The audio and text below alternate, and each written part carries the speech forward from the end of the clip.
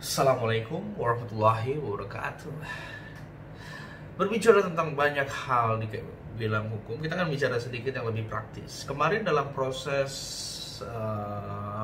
kasus Raffi Patra yang kemudian ramai di berbagai lini masa, saya sempat mengomentari di Twitter saya ini. Di Twitter saya bilang proses itu tidak bisa kalau seperti ini, namanya sudah penetapan tersangka, bukan lagi pemanggilan saksi. Karena pemanggilan saksi itu ada prosedurnya. Kalau semua pemanggilan saksi seperti ini bahaya. Nanti tidak ada yang mau jadi saksi lagi. Kasian dong. Kalau nikah nggak ada saksi kan nggak sah. Kita akan bahas apa saja upaya paksa yang dapat dilakukan oleh kepolisian dalam hal melakukan penyidikan.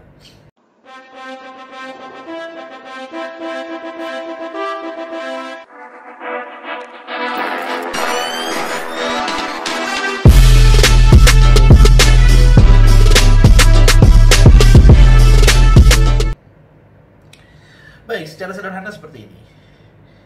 Dalam setiap prosedur yang ada di dalam hukum pidana di Indonesia, saudara harus memperhatikan tentang adanya konsep hukum acara pidana. Hukum acara pidana itu sebenarnya lahir untuk apa? Hukum acara pidana itu mencegah atau membatasi kewenang-wenangan pemerintah. Jadi kan pemerintah adalah yang memiliki kewajiban penegakan hukum.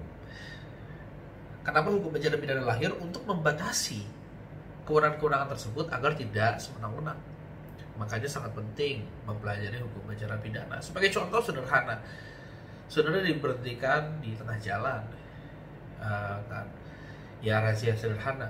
Tapi karena saudara tidak membawa SIM dan SNK, motor saudara disita. Apakah diperbolehkan atau tidak? Saudara mengerti atau tidak? Itu yang harus dipertanyakan. Ada sekelompok polisi datang ke rumah saudara, saudara dibawa. Saudara harus ikut kami. Nah, hal apa yang saudara bisa tanyakan? Nah, paling tidak kita akan belajar 5 jenis upaya paksa. Upaya paksa yang pertama sederhananya adalah penangkapan. Ini adalah upaya paksa pertama awal dari semua upaya paksa lainnya. Penangkapan dibagi dua. Ada penangkapan tidak tertangkap tangan atau penangkapan dengan surat perintah. Ada penangkapan dengan tertangkap tangan. Ada dua. Bedanya apa? Penangkapan dengan surat perintah ini berarti dia tidak tertangkap tangan. Nanti kita akan bahas apa yang dimaksud tertangkap tangan. Berarti di sini misalkan tiba-tiba saudara tidak lagi melakukan kejahatan atau tidak memiliki alat bukti di samping saudara. Mereka penyidik datang kepada saudara dengan membawa surat perintah dan surat tugas. Jadi atau penyidiknya punya surat tugas melakukan penyidikan, kemudian dia membawa surat perintah penangkapan terhadap saudara dengan ada penjelasan-penjelasan yang harus disampaikan di situ. Di situ harus ada jelas identitas saudara, harus lengkap, tidak boleh error in persona. Misalkan nama saudara Yusuf dengan F, tetapi kemudian dibawa Yusuf dengan P, mungkin karena orang Sunda. Nah, tidak boleh, harus tegas, harus sama. Saudara bisa menolak proses penangkapan tersebut karena bisa jadi itu salah. Kemudian harus ada penjelasan kronologi singkat, kira-kira alasan apa saudara ditangkap. Nah, itu berdasarkan pasal 18 KUHP, di mana di situ juga selain daripada proses penangkapan itu, jadi itu kasusnya sudah terjadi lama, saudara sudah melakukan penyidikan, dan bahkan berdasarkan putusan Mahkamah Konstitusi tahun 2014 tentang pra-peradilan, itu dipertegas lagi. Kalau saudara mau ditangkap sebagai tersangka, sebelumnya saudara harus pernah dipanggil sebagai saksi. Ini masih menjadi perdebatan di berbagai pakar, tetapi dalam prakteknya, dan dalam akademisnya, sejak adanya putusan MK tersebut, akhirnya semua tersangka pasti pernah dipanggil sebagai saksi kalau tidak tertangkap tangan. Ini yang harus dipertegas, kalau tidak tertangkap tangan. Ya, ini jadi prosesnya panjang. Dia harus dikatakan sebagai tersangka. Bolehkah saksi ditangkap? Tidak boleh. Tidak ada kewenangan apapun saksi ditangkap, kecuali dia sudah ditetapkan sebagai tersangka. Lalu apa yang dimaksud dengan tertangkap tangan? Tertangkap tangan secara sederhana atau biasa dikenal red-handed. Itu ya, kalau misalnya KPK melakukan OTT, kalian pasti sederhananya satu yang paling banyak orang ketahui, tertangkap tangan itu adalah sedang melakukan kejahatan. Sebenarnya tidak hanya itu. Di dalam KUHP itu ada 4 jenis tertangkap tangan. Yang pertama, betul sedang melakukan tindak pidana. Yang kedua, tidak lama setelah melakukan perbuatan pidana. Jadi dia melakukan perbuatan pidana, misalkan pembunuhan, dia lari, terus ketangkap orang, itu masih dalam proses, walaupun tindak pidana sudah selesai, tapi dia tetap masih masuk ke dalam tertangkap tangan. Itu yang kedua. Yang ketiga, perbuatan pidana ini dilakukan 3 hari atau 5 hari setelahnya, tetapi misalkan dia membunuh menggunakan pisau, pisaunya masih ada di samping tempat tidur dia, ditemukan oleh penyidik dalam penggeledahan misalkan. Nah, itu bisa termasuk dalam tertangkap tangan. Ya. Atau dia bawa motor lari, kemudian motornya ditemukan di tengah jalan 5 hari kemudian, masih masuk ke dalam tertangkap tangan. Nah, kalau keempat ini, sebenarnya keempat ini adalah fungsi pengamanan juga, karena nanti dia ditangkap, karena makanya nanti kita akan bahas ya. Ditangkap, tetapi ada waktu penentuan apakah dia tersangka atau tidak. Yang keempat ini adalah ketika massa meneriakan dia sebagai pelaku tindak pidana. Yang paling biasa kita sebut maling, disebut maling gitu ya, dikejar, ditangkap. Bisa jadi salah sebut, atau misalkan dia di frame oleh orang, makanya penangkapan pun ada batas waktunya. Dalam hukum acara pidana secara umum, orang hanya boleh ditangkap 1 kali 24 jam untuk diteruskan. Apakah dia pelaku? Kalau dia pelaku, apakah bisa ditahan?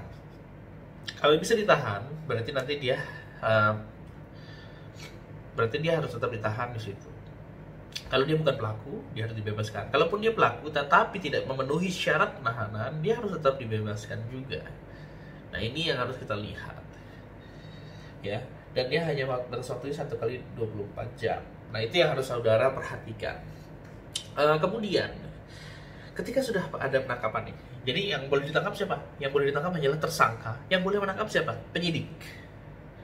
Bolehkah orang umum menangkap? Sebenarnya berdasarkan pasal 111 KUHP, itu secara sederhana, orang secara umum itu diperbolehkan, diberikan hak untuk melakukan penangkapan, tetapi harus segera menyerahkan kepada pihak yang berwajib, tidak boleh melakukan engrafting atau main hakim sendiri. Yang kemudian, apalagi setelah penangkapan, proses selanjutnya adalah penahanan. Kapan dan dalam hal apa seseorang itu boleh ditahan? Jelas satu, dia harus memenuhi tadi, dia adalah tersangka. Yang boleh menahan siapa? Penyidik. Nanti penyidik bisa di level lanjutnya, kalau di penuntutan ditahan boleh, jaksa boleh menahan. Kalau di pemeriksaan sidang pengadilan mau ditahan, boleh juga hakim bisa menahan. Jadi ada proses berjenjang.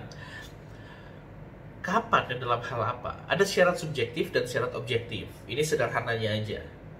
Kalau syarat subjektif ini benar-benar subjektivitas polisi dalam menilai si tersangka. Apakah dia, ada 3 syarat subjektif, apakah dia akan melarikan diri? Apakah dia akan menghilangkan barang bukti? Atau yang ketiga, apakah dia akan mengulangi perbuatan pidananya kembali? Tinggal dilihat. Apakah dia akan memenuhi di antara 3 itu? Tapi ini kan subjektivitas. Biasanya ini jarang dilihat, dia hanya melihat syarat objektif.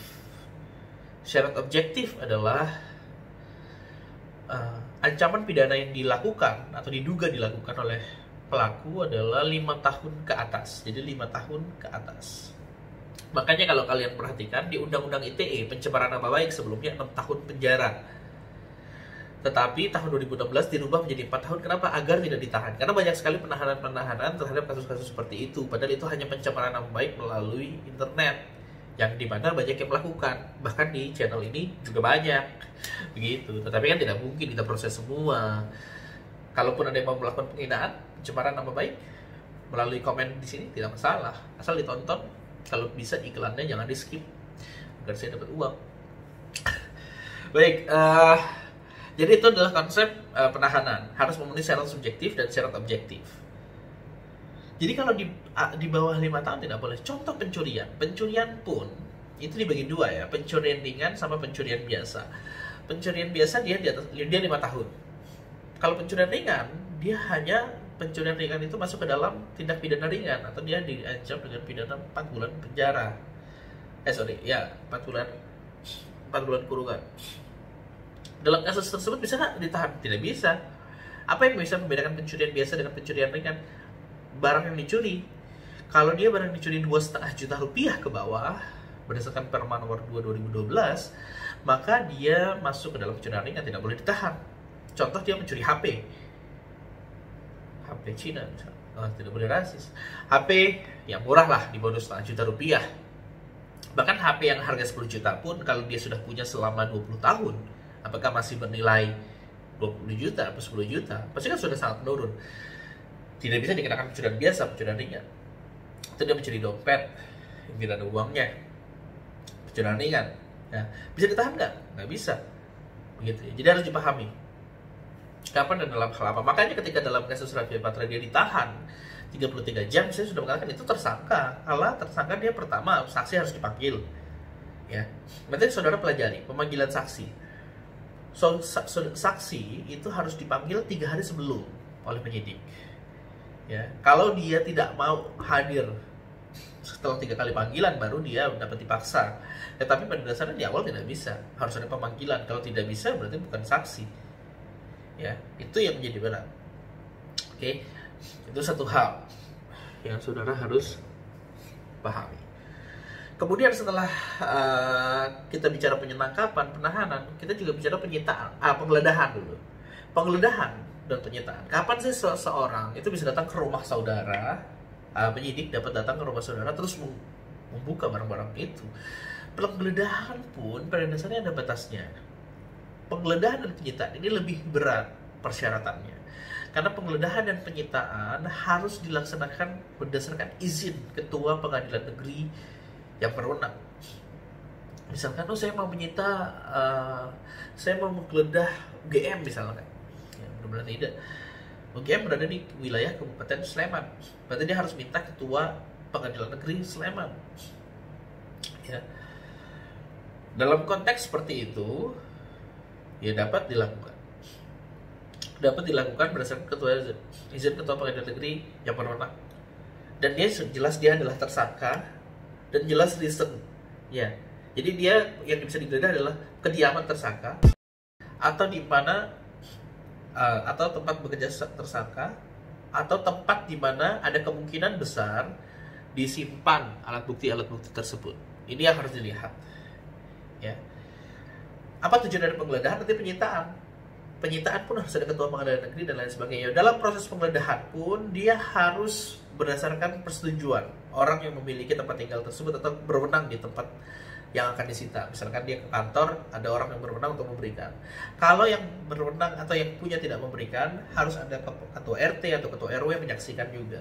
Jadi harus ada saksi dan lain sebagainya. Jadi prosedurnya panjang. Dan harus ada izin ketua pengadilan negeri. Bagaimana kalau dia tertangkap tangan dan lain sebagainya? Kalau dalam keadaan mendesak, boleh dilakukan langsung penyitaan dan penggeledahan. Tetapi 2 hari setelah itu maksimal harus sudah ada izin laporan ke ketua pengadilan negeri yang berwenang agar tidak menjadi unlawful legal evidence. Kalau dia melakukan penyitaan, penggeledahan tanpa izin dan lain sebagainya, alat bukti dan barang buktinya tidak bisa dianggap, akan dikecualikan atau disebut dengan unlawful legal evidence. Saya rasa begitu sederhananya. Ya, nanti kalau misalkan ada pertanyaan dan lain sebagainya bisa tanyakan di komen. Ya.